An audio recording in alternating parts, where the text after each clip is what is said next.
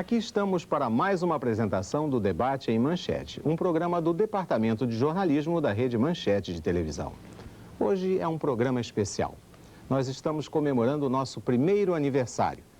Um ano de muita luta, um ano de conquista do mercado. Temos que agradecer o apoio recebido permanentemente dos nossos telespectadores, com as suas cartas, os seus conselhos e até mesmo as suas críticas. Vivemos um período de problemas, naturalmente, na nação, problemas inclusive do nosso próprio desenvolvimento, muitas esperanças, algumas perplexidades, mas a expectativa de que no próximo ano, com um novo governo, a partir de 15 de março, nós tenhamos o país definitivamente perfilando na trilha do seu desenvolvimento econômico e social, como é o desejo de todo o povo brasileiro. Nós vamos realizar hoje um programa especial, colocando trechos de algumas das entrevistas que encantaram o público brasileiro. Nós vamos fazer esta seleção e voltaremos dentro de instantes.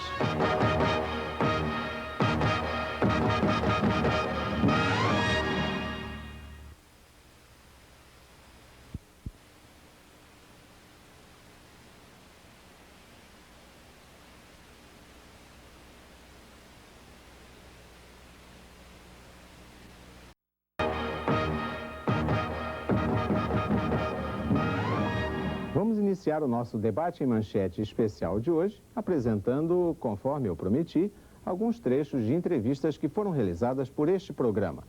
A primeira delas foi uma reportagem, eu diria, sobre cirurgia cardíaca. Um debate muito importante que nós fizemos, foi a estreia deste programa, logo após o falecimento prematuro e lamentável para nós todos, do senador Nilo Coelho. Foi uma entrevista, inclusive, de que fez parte o grande cirurgião paulista, Adib Jatene. Em seguida, a número 2, que exatamente é que vamos focalizar agora, já pegava a figura ilustre do empresário Antônio Hermílio de Moraes. E ele dizia, vocês vão ver agora, que uma eleição indireta pode ser tão democrática quanto a eleição direta. Depois do Antônio Hermílio de Moraes, nós vamos focalizar a entrevista que nos foi concedida pelo ministro da Justiça, Ibrahim Abiakel. Ele foi bastante hábil aqui, como sempre é uma característica do ministro, e Moisés Veltman, inclusive, levantou com ele os problemas da pena de morte. Ele é contra, naturalmente, mas defendeu com muito brilho a argumentação a respeito da pena de morte em nosso país. Depois nós vamos focalizar o governador Luiz Gonzaga da Mota, governador do estado do Ceará. Ele deu uma entrevista brilhante e fez parte do grupo de debatedores, a acadêmica, escritora e minha amiga Raquel de Queiroz, e vocês vão ver que a posição do governador do Ceará já era difícil naquela ocasião, há quase um ano atrás, quando ele se equilibrava entre os três grupos dominantes da política cearense. Vamos então a esses trechos e eu estou certo de que você gostará. Disse o vice-presidente Aureliano Chaves que a eleição indireta é tão democrática quanto a eleição direta. Esta é também a sua opinião, doutor Antônio Hermílio de Moraes? Evidentemente, o vice-presidente da República, doutor Aureliano Chaves, é um dos políticos mais experimentados hoje existentes no nosso país. E quem seria eu para discutir com o vice-presidente Aureliano Chaves? Mas, não obstante, eu daria aqui a minha opinião, se os senhores me permitem. Toda vez que se fala em eleição indireta, isso me faz lembrar o absolutismo de Elizabeth I, filha de Henrique VIII na Inglaterra, o absolutismo de Luís XIV, que foi, na minha opinião, de 1961 a 1715, o responsável pela deflagração da Revolução Francesa. De maneira que, do ponto de vista, vamos dizer, pessoal, eu sou muito mais partidário, aliás, eu sou só partidário de uma eleição direta, que eu tenho a impressão que, no momento, responde aos anseios populares de uma maneira muito mais satisfatória do que a eleição indireta. Eu sinto na minha atividade jornalística, nesses últimos anos, uma descrença do povo, em primeiro lugar, das autoridades policiais. O povo tem uma grande descrença da eficiência das autoridades policiais. E de algum tempo para cá eu detectei uma enorme descrença do povo no aparelho judiciário. Expressões como essa, por exemplo, senhor ministro. Não adianta nada porque a polícia prende e a justiça solta. A polícia alega que não tem condições de exercer o seu trabalho porque não pode deter para investigações. Alguns delegados de polícia advogam com muita frequência a prisão cautelar, que não existe na nossa legislação.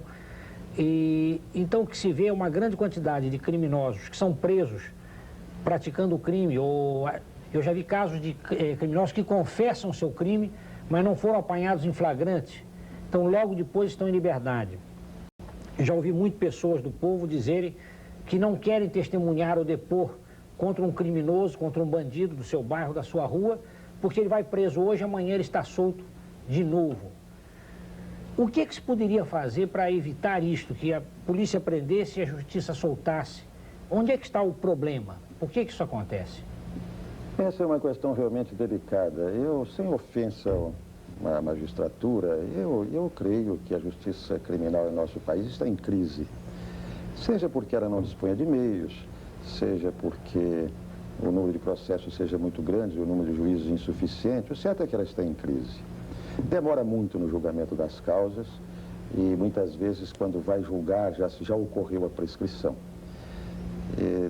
Mas é preciso considerar o seguinte, o que a polícia precisa fazer é, ao apresentar um réu à justiça como responsável por um determinado delito, colocar no processo os elementos de convicção de que ele realmente seja o autor do delito, para que o juiz possa apená-lo com tranquila convicção. Nós não podemos exigir de um juiz que meta alguém na cadeia estando em dúvida sobre a responsabilidade penal da pessoa que lhe é apresentada pela polícia. A polícia também está em crise por falta de condições essenciais para o exercício da sua função. Mas eu não acredito que o fato de se atribuir ao delegado o arbítrio de querer prender a simples suspeitos seja o remédio para essa situação. Há todo um vastíssimo programa a ser cumprido. Há, sobretudo, a necessidade do policiamento ostensivo preventivo, porque este evita o delito. E é aí que eu busco pôr o dedo na ferida. O que é que nos adianta manter a polícia dentro dos quartéis, praticando exercícios físicos? Datilografia. Ordem unida. Exímios datilógrafos. Serviços administrativos. Mais do que isso, eles vão me desculpar, são corporações dotadas de grande senso de honra, eu as respeito muito. Mas há um Estado brasileiro, e mais de um, em que existem, por exemplo, 20 bandas de música numa polícia militar, em todo o Estado.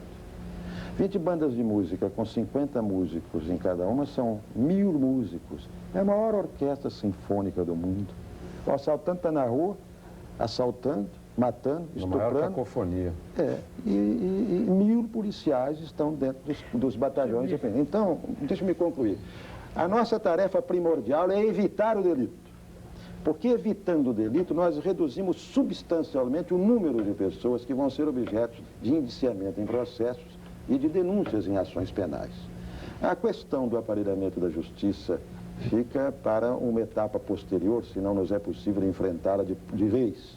Mas se nós temos as milhares de policiais, se eles têm farda, se eles têm botina, se eles estão em condições de saúde, por que é que não vão para a rua proteger a população? Protegendo a população, eles reduzem em 70% o nível de violência e de criminalidade. Não é um palpite, já ocorreu repetidas vezes. Houve um delegado em São Paulo que num dia de Natal resolveu botar todos os seus dispositivos na rua. Pois muito bem, o índice de violência caiu para 27%. Hoje, nos Estados Unidos, que detém um dos maiores índices de criminalidade do mundo, há 9,8 criminosos em cada 100 mil habitantes. E lá existe a pena de morte. Discute-se entre nós se é viável, se é interessante, se isso se identifica com a formação da nossa nacionalidade, existir aqui a pena de morte. Eu gostaria de colocar o tema em discussão, ouvindo o ministro da Justiça, Dr. Ibrahim Abiakel. Eu tenho uma posição a respeito da pena de morte já sucessivas vezes enunciada. Eu sou contrário à pena de morte no país. Principalmente porque a pena de morte nos países em que foi adotada, ela não contribuiu para a redução dos índices de violência e de criminalidade. Pelo contrário, nos países que adotam a pena de morte, a violência e a criminalidade têm aumentado tão significativamente como nos países que não a adotam. E, finalmente, porque a aplicação, a execução da pena de morte é cercada de tantos adiamentos, de tantas possibilidades de comutação, de tantos recursos, que eu creio que ela tem produzido mais heróis do que propriamente vítimas. Ministro, ultimamente o governo parece que estimulou o debate em torno das diretas. Estimulou e agora pôs um balde de água fria. Ainda na quarta-feira dessa semana, o presidente Figueiredo, fazendo discurso perante os generais, disse que não se devia acelerar muito o processo de abertura. O senhor acha que foi certo estimular e depois voltar atrás? Não houve propriamente estímulo. O que houve é o seguinte: nós todos conhecemos a formação do presidente Figueiredo, um homem extremamente sincero. Quando ele foi indagado na África a respeito da sua preferência pelo tipo de eleição, preferência pessoal, ele, com a sinceridade característica do seu temperamento, ele disse que era favorável às eleições diretas para a presidência da República. Ora, quem não é favorável à eleição direta para a presidência da República? Essa aspiração... PDS. Não, essa aspiração está também no PDS, cujo programa consagra a sua preferência pela eleição direta para a presidência da República. Mas o que acontece é que nós estamos vivendo um processo gradual, lento e seguro de abertura democrática. Ninguém pode, em sã consciência, duvidar de que o processo de abertura democrática conduzido pelo presidente Figueiredo está literalmente vitorioso. Quem conduz um processo de abertura democrática só pode ser favorável à eleição direta. E, principalmente, quem assegurou as eleições diretas para governador só pode ser favorável à eleição direta para presidente da República. O que acontece é que, neste momento, o PDS conquistou a maioria do colégio eleitoral dentro das regras da eleição indireta. Na sua entrevista africana, o presidente Figueiredo manifestou-se a favor das eleições diretas, mas disse que o seu partido, o PDS, era contrário.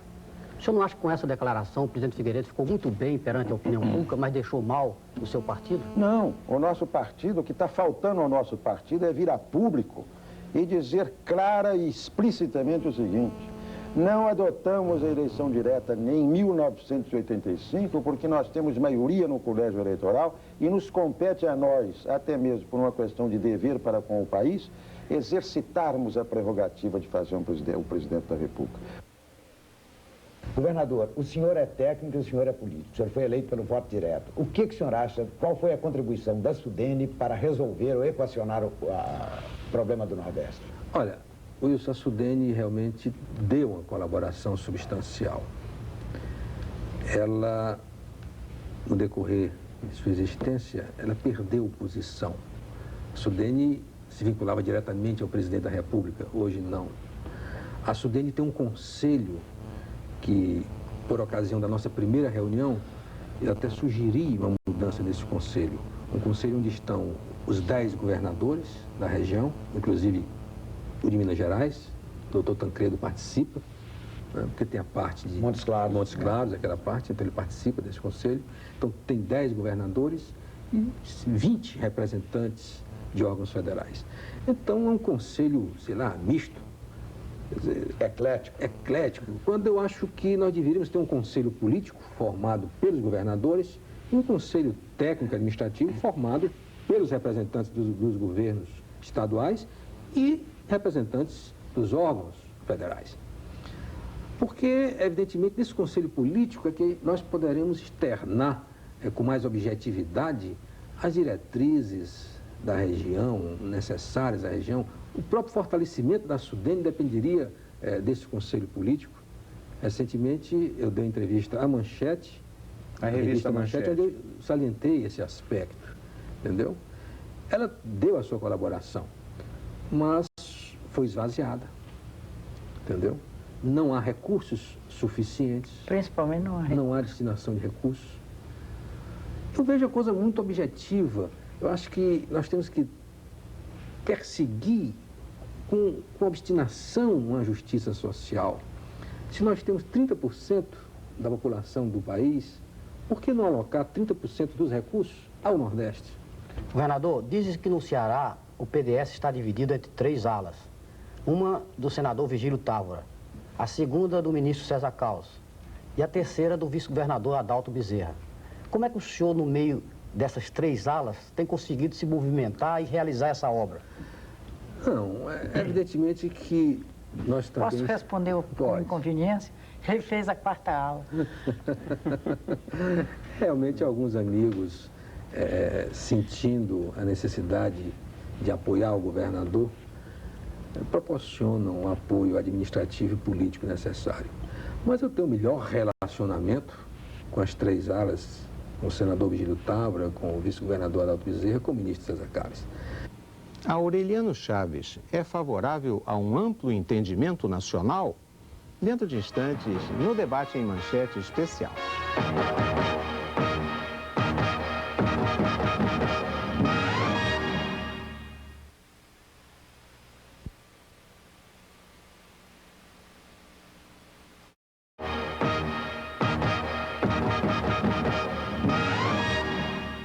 Estamos de volta com o Debate em Manchete, um programa do Departamento de Jornalismo da Rede Manchete de televisão.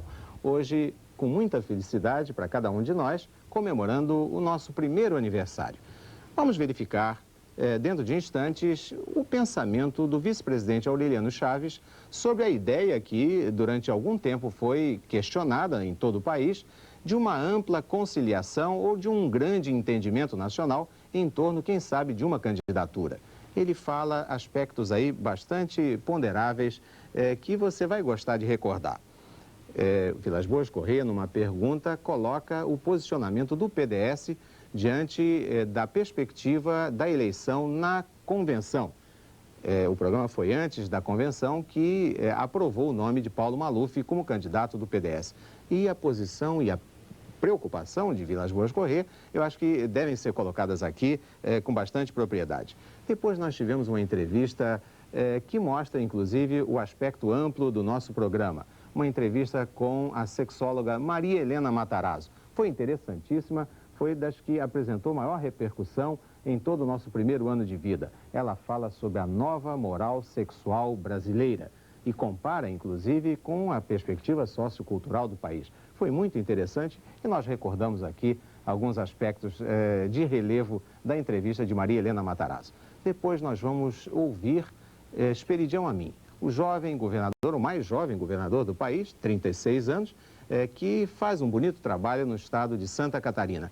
E, curiosamente, ele é muito coerente, porque já naquela ocasião, e eu diria também há quase um ano atrás, ele já demonstrava certas preocupações com o resultado da convenção do PDS e os seus desdobramentos. Vamos ouvir esses trechos e depois comentaremos. Doutor Aureliano, na sua opinião, diretas já ou negociação já? Todos os grandes momentos da história brasileira são, sem dúvida nenhuma, marcados pelo entendimento. Essas manifestações públicas, passeatas, comícios, 1 milhão, 2 milhões, é tanto milhão, não é? Que a gente está até impressionado. Isso ajuda a que se chegue a um entendimento, a um bom entendimento? O governo é sensível a essas manifestações? Todo político que tem um mínimo de inteligência política tem que ser sensível às manifestações do povo. O PDS hoje está entre aprovar a emenda e desobedecer o governo, criar uma crise no governo, e não aprovar a emenda, ter que ajustar contas com a opinião pública. Eu acho que esse seu partido está arriscado a sumir do mapa em 86, se contrariar à nítida tendência da maioria da população do país? É evidente que os partidos políticos devem buscar sintonia com a opinião pública. Não são só os partidos políticos, a atividade política de modo geral. Não? Agora, não se pode negar que, felizmente, caminhou-se numa mesma direção e no mesmo sentido. Apenas aos que caminharam na frente e outros que vieram mais atrás. Mas, felizmente, não existe mais antagonismo de ponto de vista no que concerne ao objetivo de se implantar nesse país a eleição direta. Há uma diferença de posição. Aos que preferem a eleição direta já, dentre os quais eu me situo, e aos que preferem a eleição direta posteriormente. O senhor, mais de uma vez, já proclamou a sua isenção em relação ao problema eleitoral, dizendo, inclusive, que, se necessário fosse, o senhor abdicaria em benefício de um grande entendimento nacional. O senhor permanece disposto a isso? Invariável dentro desse ponto de vista. Invariável dentro desse ponto de vista. Porque o que me preocupa é este país, na sua tranquilidade e na permanente perseguição do aperfeiçoamento da vida democrática.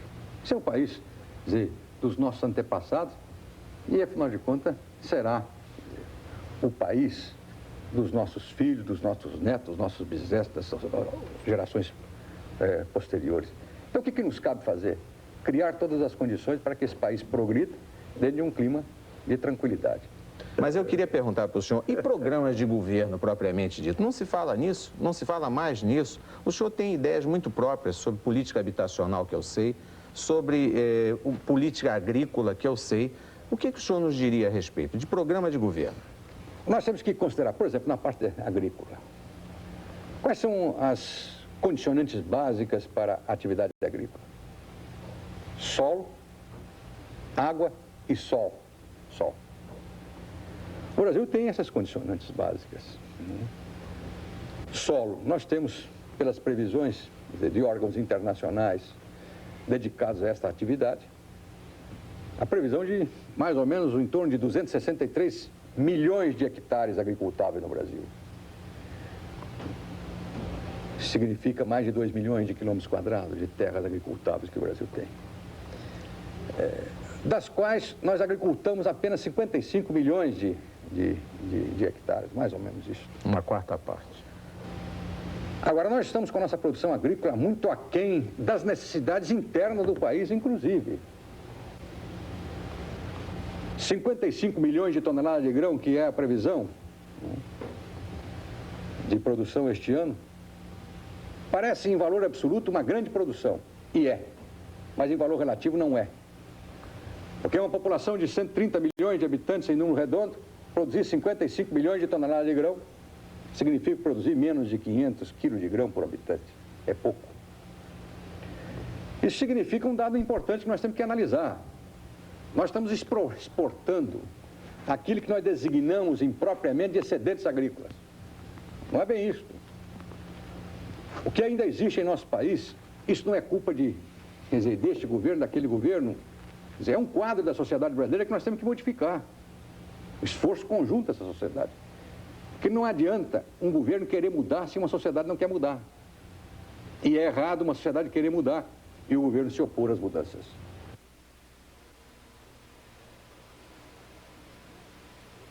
Doutora Maria Helena Matarazzo, o que se entende por uma nova moral sexual? Hoje existe uma nova moral, ela está surgindo devagarinho. E é exatamente o inverso. É a moral baseada no conhecimento, na informação, na liberdade e na responsabilidade. O que é responsabilidade? É a habilidade de responder por aquilo que você faz.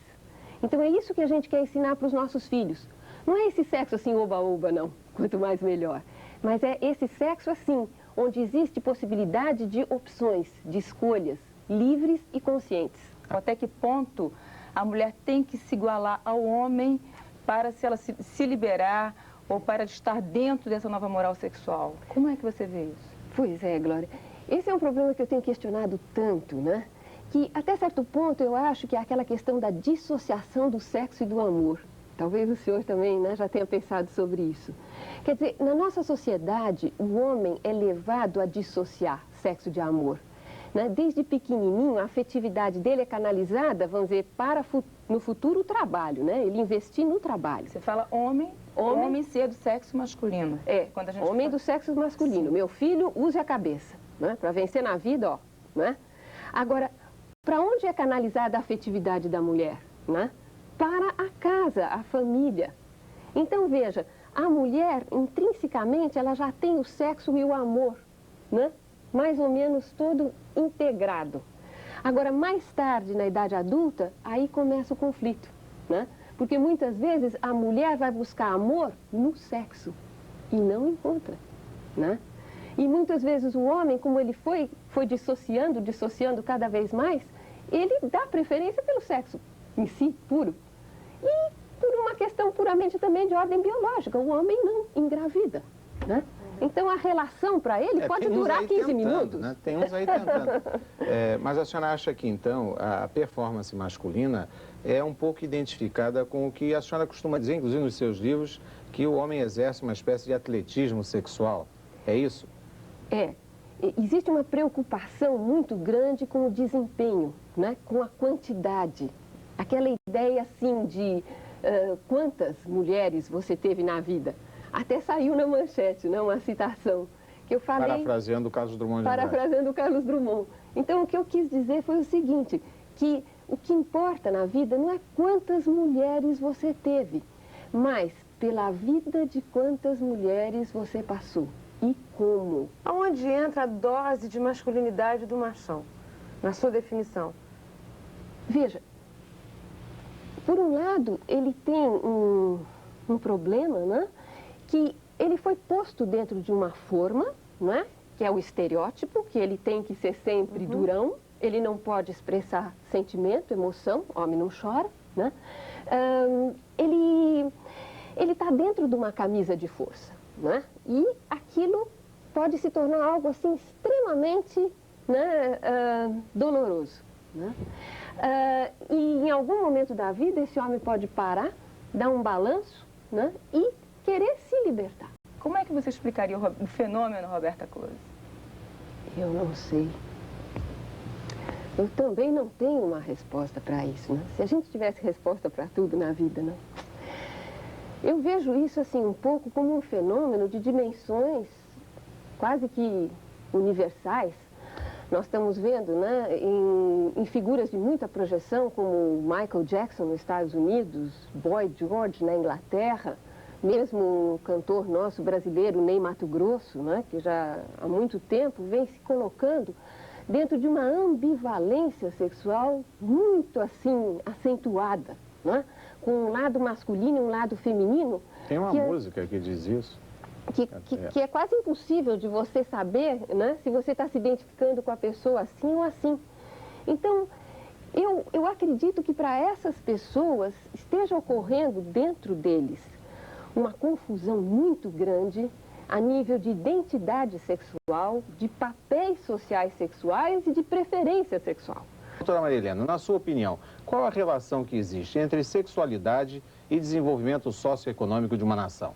Existem estudos mostrando que essa brutal recessão econômica, né, e inclusive o desemprego, provocam uma diminuição de desejo sexual no homem, né, particularmente, porque o homem começa a ficar deprimido, quando, vamos dizer assim, ele fica desempregado, é claro, né?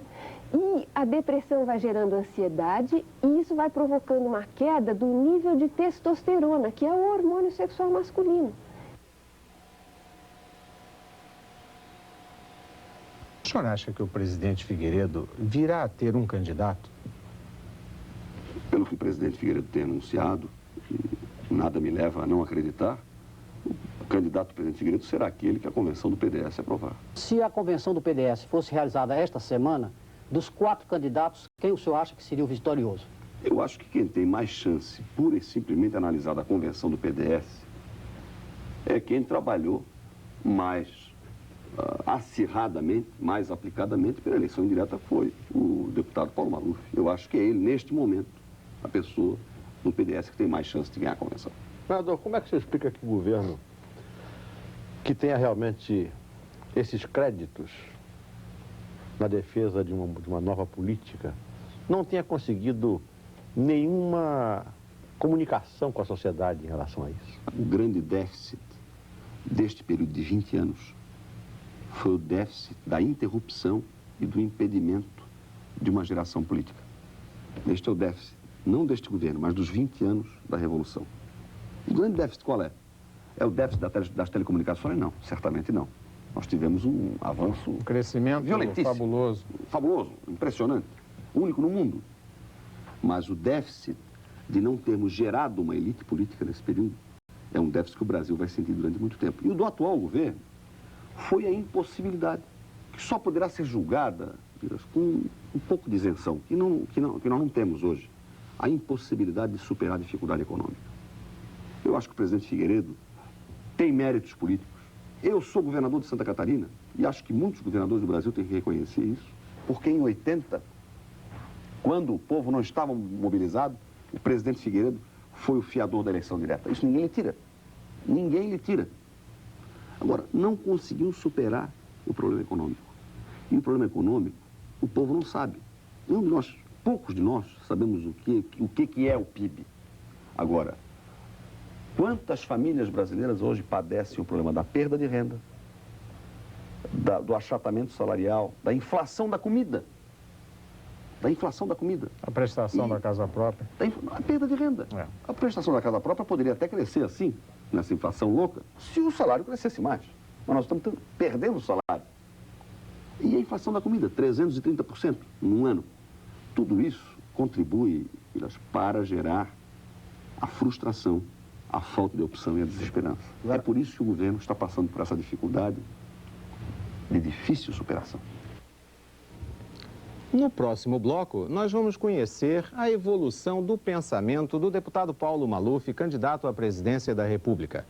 As coisas foram se encaixando, as primeiras preocupações, depois a consolidação da sua candidatura, a vitória na convenção, enfim, os planos do Brasil Esperança, isso tudo vai aparecer no próximo bloco, dentro de instantes.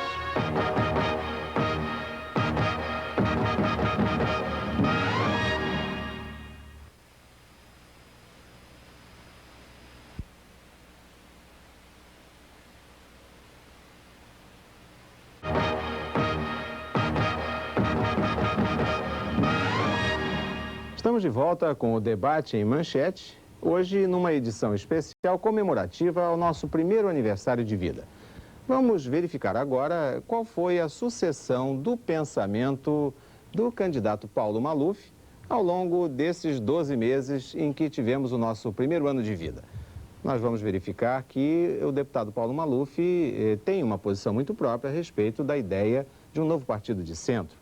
Por outro lado, ele não acredita muito na possibilidade de institucionalização da Aliança Democrática.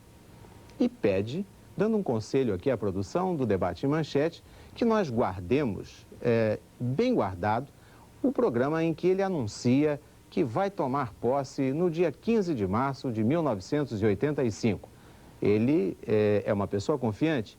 Evidentemente que esse programa está guardado e nós vamos apresentar um trecho dele agora para os nossos telespectadores.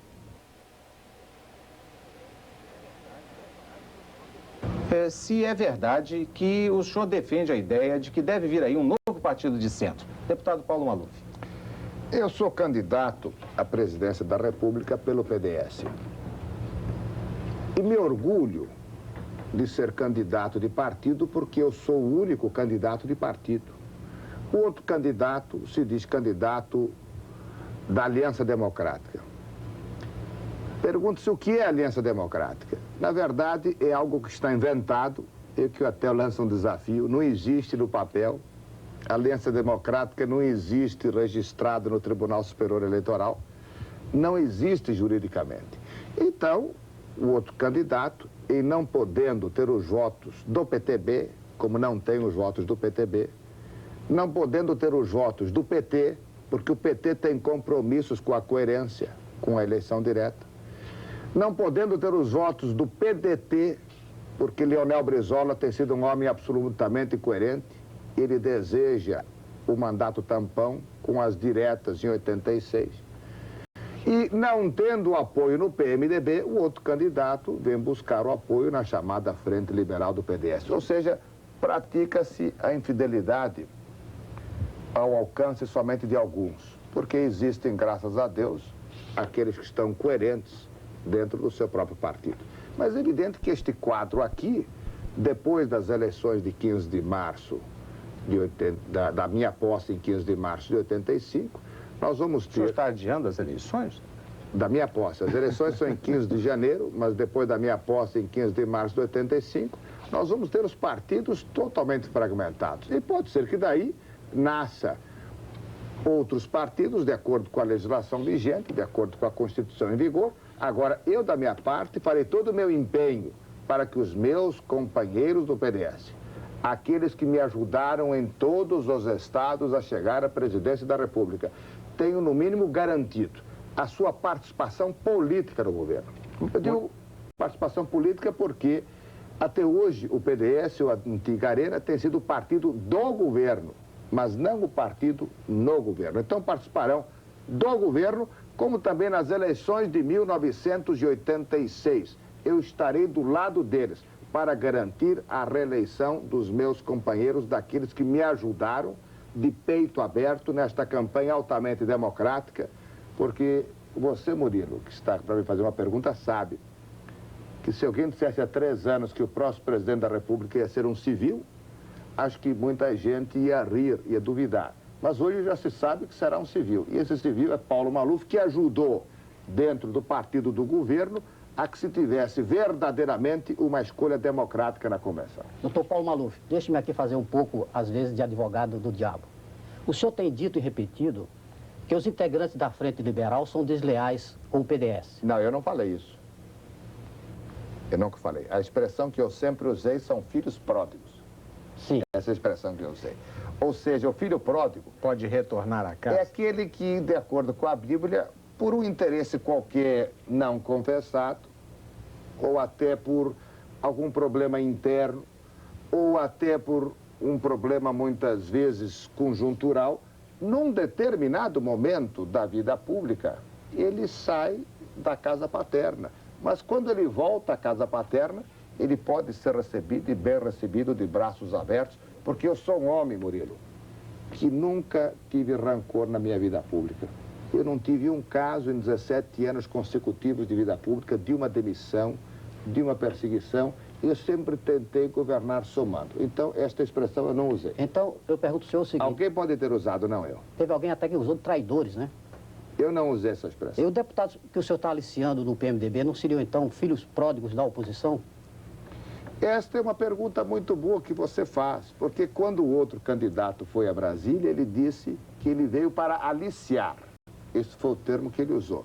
Ora, se o outro candidato não tem apoio nos partidos, que ele diz que o apoio, e vem buscar o apoio no PDS, é evidente que o problema de fidelidade partidária ficou bastante arranhado. O que me dá coerência a mim mesmo, como me dá autoridade para poder pregar as minhas ideias e a minha plataforma junto aos companheiros de outros partidos. Deputado Paulo Maluf, por que o senhor não diz o nome do outro candidato?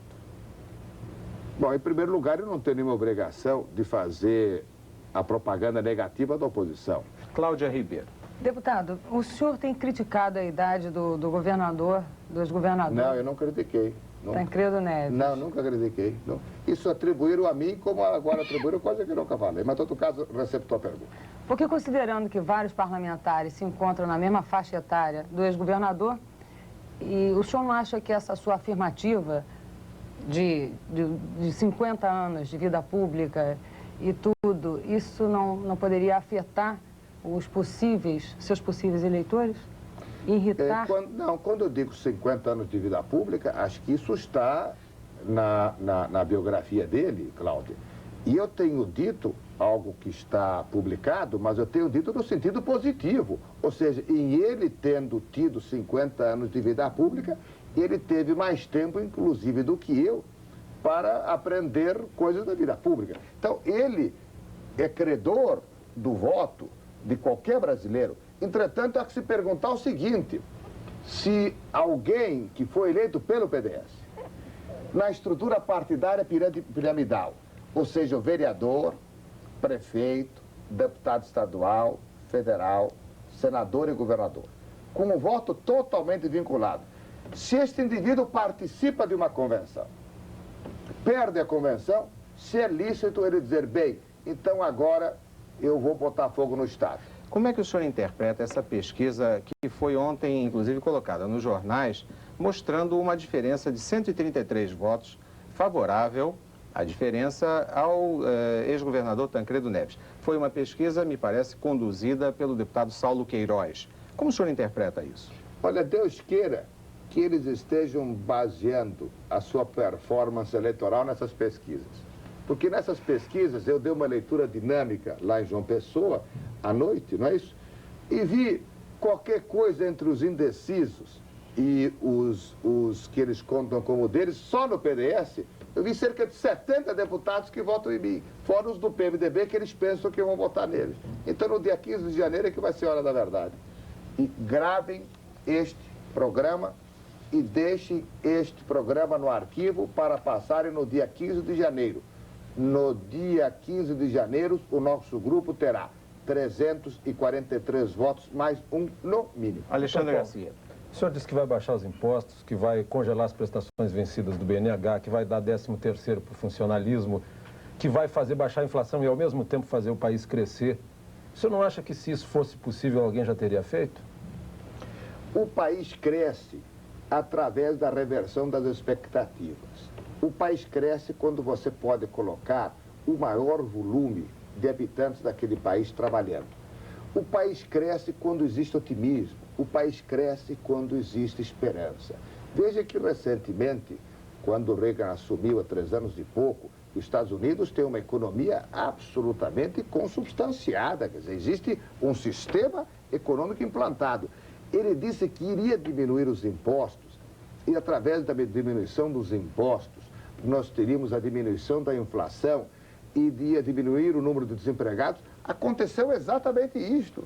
Ou seja, os Estados Unidos hoje é um modelo onde nós temos um altíssimo aumento do produto interno bruto, da renda per capita, o número de desempregados diminuiu e a inflação está em torno de 4% a 5% ao ano. Pois bem. Isso seria, então, uma varinha de condão psicológica só? A comunicação é fundamental. Quer dizer, no mundo de hoje, quem não usa a comunicação para expor aquilo que o governo necessita, na realidade não usa o melhor instrumento que existe. Cláudia Ribeiro. Deputado, a impressão dominante é que o senhor vem abrindo caminho a socos em sua, quer dizer, no bom sentido, né? A socos em sua carreira política. Quanto maior o desafio, mais esforço, mais força o senhor tem. O resultado disso até agora é que sobrevieram apenas vitórias. O senhor já se preparou psicologicamente para uma derrota? Olha, Cláudia, com muita humildade, eu tive na minha vida inúmeras vitórias e tive na minha vida também algumas derrotas. A minha vida foi de altos e baixos, mas altos e baixos ascendentes. Por quê? Todos os cargos que eu ocupei, eu trabalhei o máximo dos meus esforços para ser o mais eficiente naquele cargo. Então, em todos os cargos eu tentei fazer o bem. E nesta minha campanha democrática, eu venho há 2 anos pregando compromissos. Eu venho há 2 anos pregando programas, debatendo ideias. Então, eu creio firmemente na minha vitória. Eu não trabalho com o fator derrota, porque eu tenho certeza, em todos os estados que eu visitei, toda a população brasileira está à espera de alguém que venha para um programa de mudanças. E programa de mudanças, paradoxalmente, é o candidato do PDS. Porque eu não tenho compromisso com o revanchismo, eu não tenho compromisso com a perseguição, não sou um auditor, não tenho compromisso com o continuismo. Todos sabem que eu fui sempre um reformador em todos os cargos que ocupei, eu reformei. Eu fui um homem polêmico porque reformei. Então, o meu compromisso é com as mudanças. Mesmo sendo candidato do governo agora? Não, eu sou candidato do PDS. O meu primeiro fascículo é prioridades para a mudança. Então, Cláudia, eu desde já convido você e a todos aqueles que me dão a alegria de me entrevistar hoje, no dia de 15 de março, para a posse, para a nossa vitória. Mário Chamie.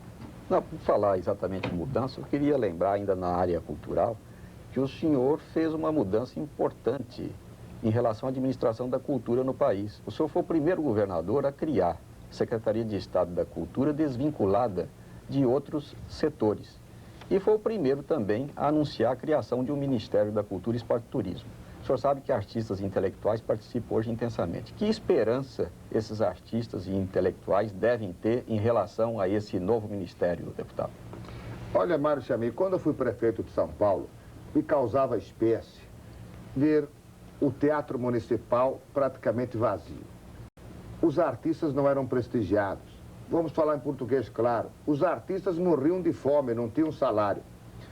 Me causava realmente assim um certo constrangimento verificar que se tinha verbas para tudo, não se tinha verbas para cultura. Nós temos uma própria TV Cultura e que eu não sou contra o futebol, muito pelo contrário, eu sou um homem que adora o futebol. Mas se num domingo... Qual é o seu clube, deputado? Em São Paulo é o São Paulo. E mas aqui? Aqui é o Fluminense. É tricolor lá e cá. Se, meu caro imortal, Arnaldo Nisquia.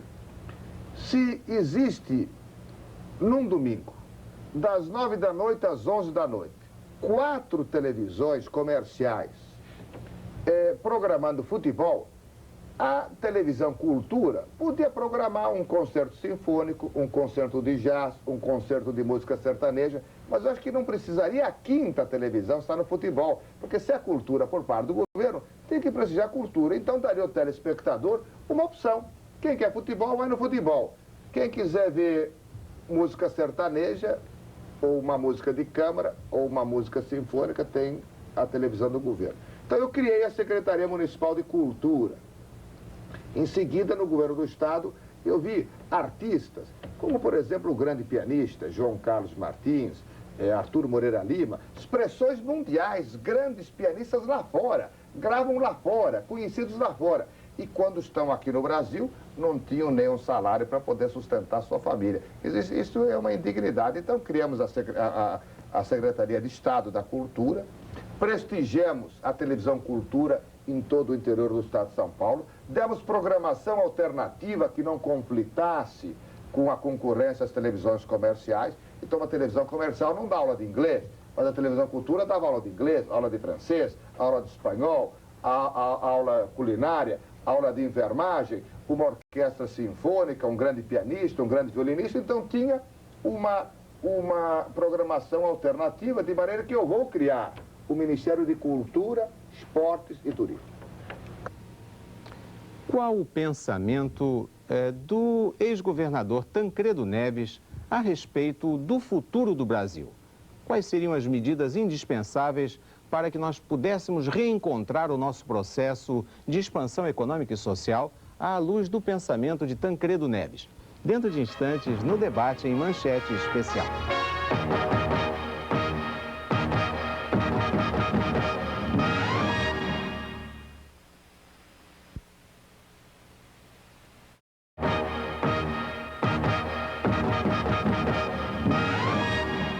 Estamos de volta com o debate em Manchete Especial, hoje comemorando o nosso primeiro aniversário de vida. Esteve conosco até mais de uma vez o ex-governador de Minas Gerais, Dr. Tancredo Neves. Nós vamos acompanhar a linha do seu pensamento. Segundo ele, a inflação deve ser reduzida a patamares mínimos, inclusive para que nós possamos retomar o nosso desenvolvimento de tal forma que haja uma geração maciça de empregos. E ele conta também para os nossos telespectadores de que maneira ele pensa ser possível governar com um leque de apoios tão amplo. Vamos verificar o pensamento do ex-governador Tancredo Neves. Então, Tancredo, na sua opinião, hoje, quais são as perspectivas da sua candidatura? Eu venho com uma mensagem de mudança, de transformação. O povo está ansioso por ver realmente revertidas essas perspectivas que aí estão. Que são as perspectivas do desemprego, da recessão, da fome e de todos esses aspectos altamente negativos que têm cercado a vida pública brasileira nesses últimos 20 anos.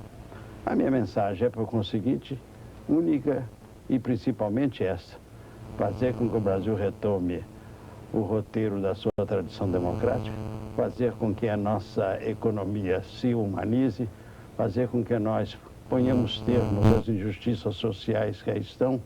Em suma, fazer com que essa nação recupere toda a rota da sua grande missão em face do mundo, que é se transformar-se numa potência justa, humana e digna.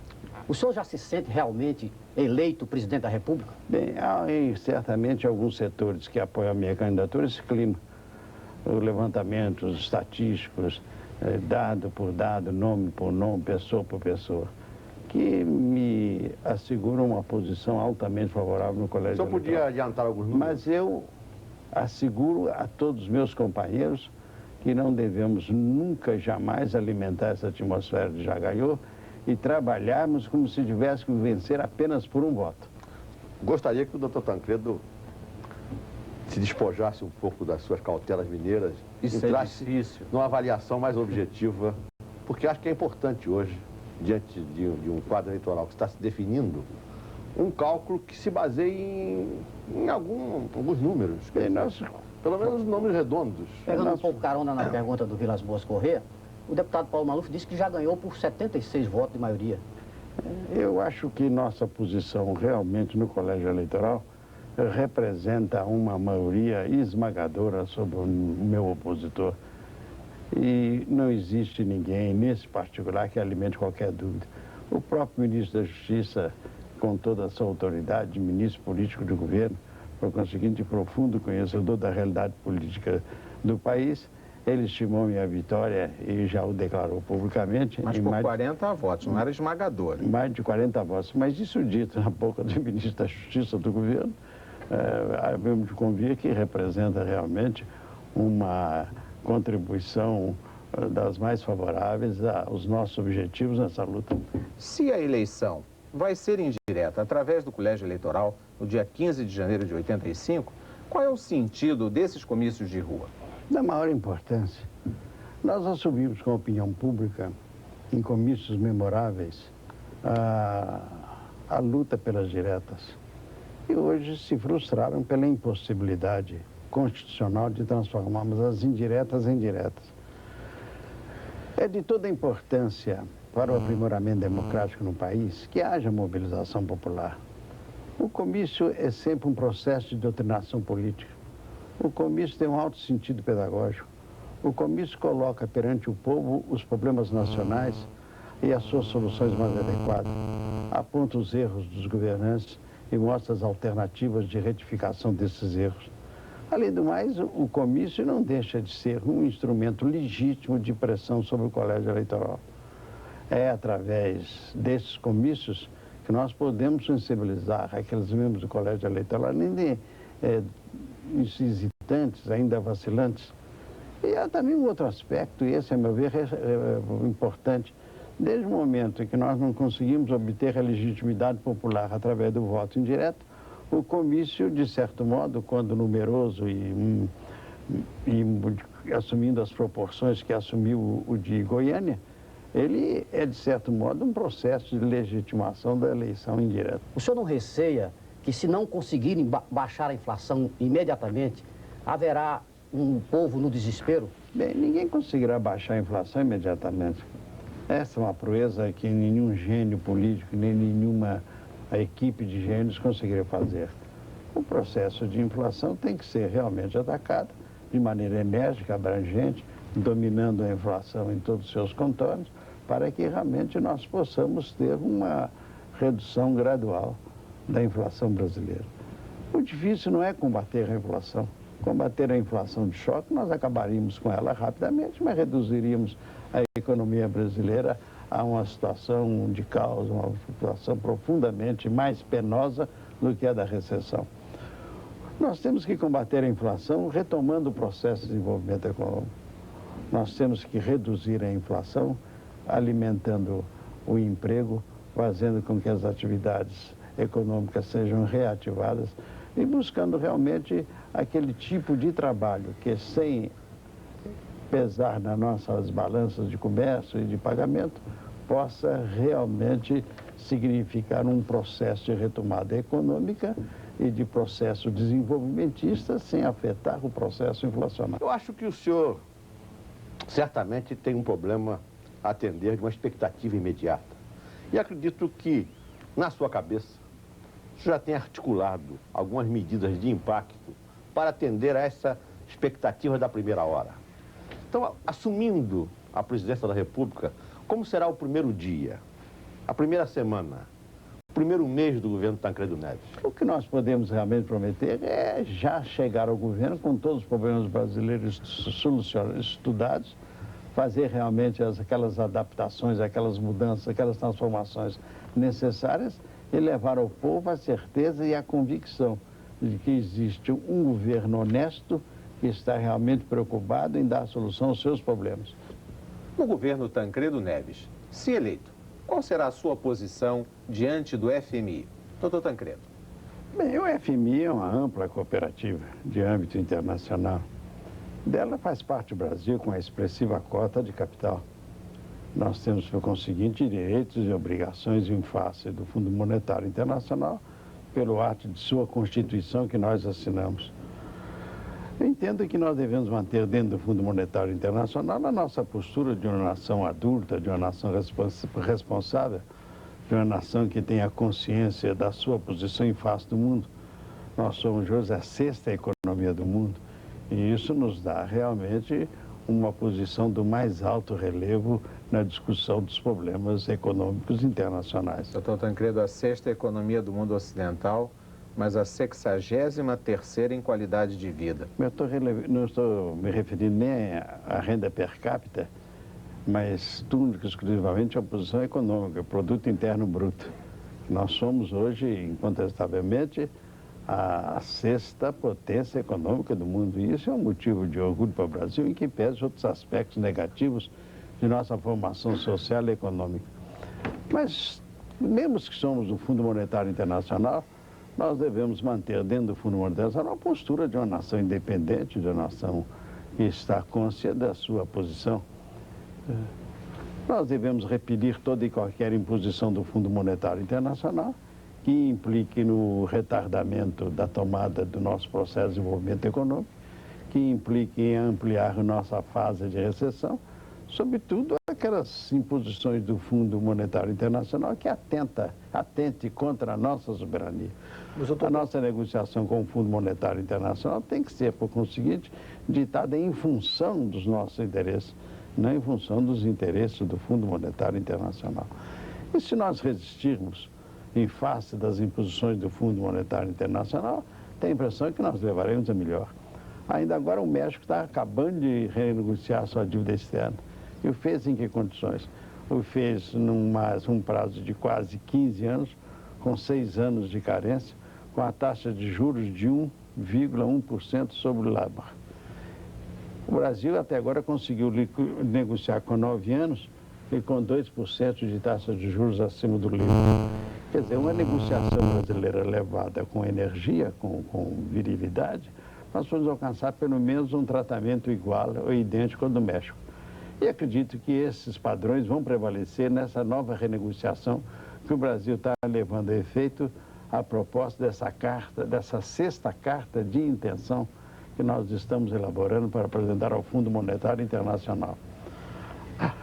Acho que nós não podemos de maneira nenhuma romper com o Fundo Monetário Internacional, seria um primarismo, que o Fundo Monetário Nacional rompa conosco o dia que nós repelimos tudo aquilo que venha do seu âmbito como medida restritiva à nossa economia.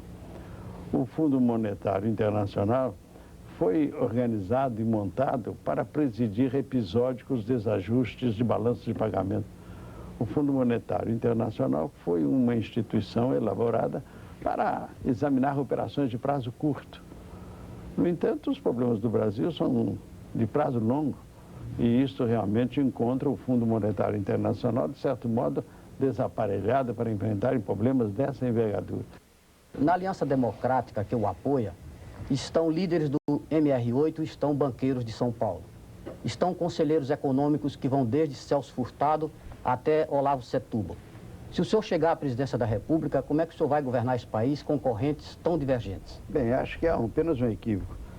O MR8 e outros partidos clandestinos chamados na ilegalidade não participam da frente. Eles dão um apoio autônomo, sem nenhuma vinculação.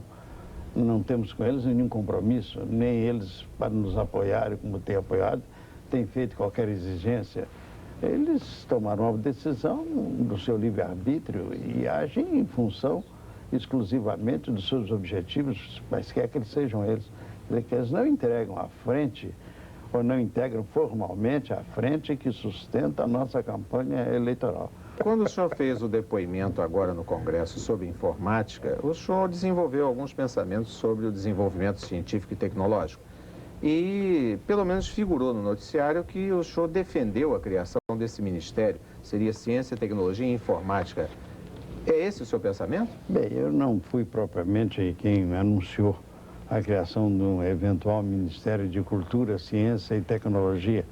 É que, indagado pela deputada Cristina Tavares, que integra a comissão, se eu pensaria ou admitiria a criação de um ministério para atender a esses ramos das atividades nacionais, eu disse que sim, me dispunha a examinar o assunto em profundidade e se o assunto estivesse realmente amadurecido, eu não teria por que organizar e criar um Ministério para a Cultura, Ciência e Tecnologia, à maneira do que existe em todas as nações civilizadas do mundo.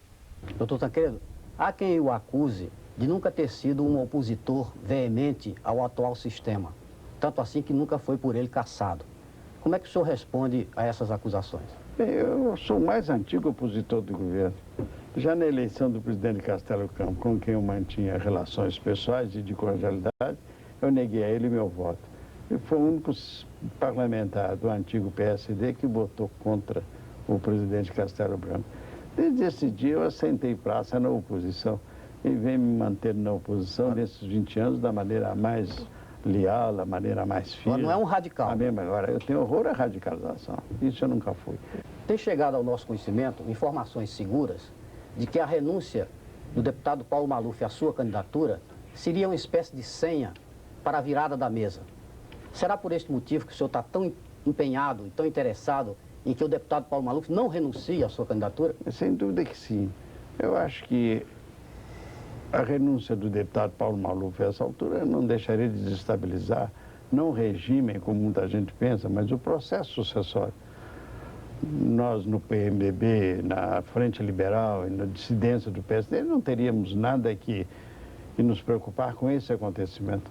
Mas isso levaria o PDS a uma tal perplexidade. Que PDS? O PDS. Que PDS? Que PDS? O que resta do PDS. Estamos encerrando o nosso debate em manchete especial comemorativo ao primeiro aniversário do nosso programa. Por aqui passaram mais de 50 personalidades, personalidades nacionais e internacionais, analisando fatos da política, da sociedade, da economia, da educação, da saúde, enfim, tudo aquilo que faz parte da nossa vida, do nosso cotidiano. Nós esperamos ter prestado uma contribuição ao nosso povo na discussão dos seus problemas. Problemas que são graves, mas que serão superados, na medida em que haja a coesão de nós todos, em torno, inclusive, dos nossos dirigentes. Nós queremos agradecer a atenção de todos durante o nosso primeiro ano de vida. Nós vamos prosseguir. O ano de 1985 será um ano histórico. É o ano do reencontro do país com a sua vocação democrática, o ano da posse de um presidente civil. Nós estamos certos de que será um ano também em que o bem comum será aperfeiçoado. Muito obrigado a todos e na próxima semana aqui estaremos para mais uma apresentação do debate em manchete. Muito obrigado.